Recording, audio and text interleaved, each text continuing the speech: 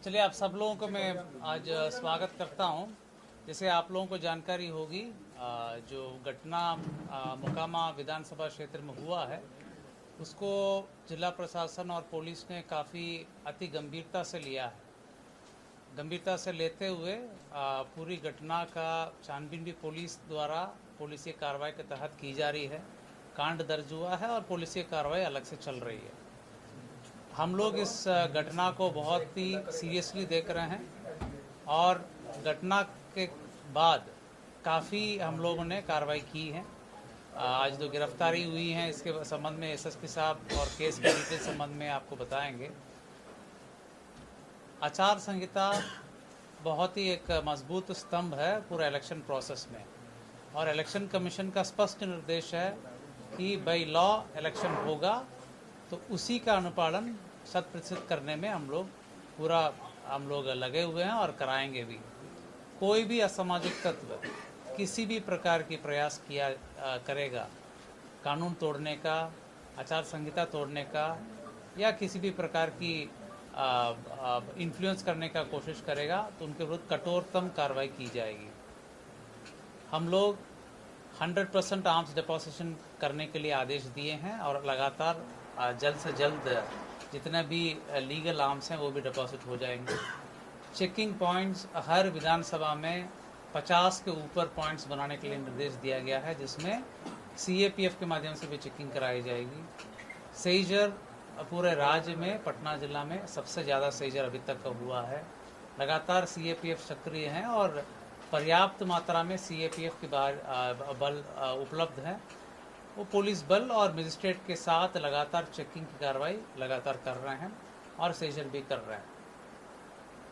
आचार संहिता के संबंध में सभी पदाधिकारियों को पुनः निर्देश दिया गया कि किसी भी प्रकार के अगर उल्लंघन होगा उनके विरुद्ध कठोरतम कार्रवाई किया जाना है।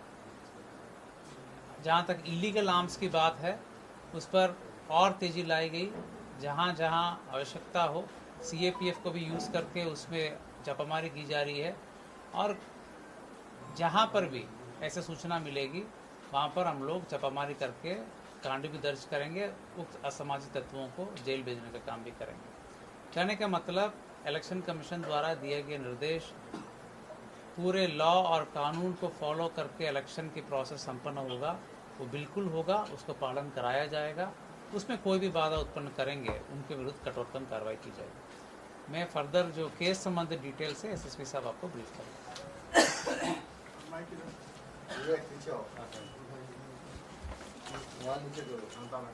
आप लोग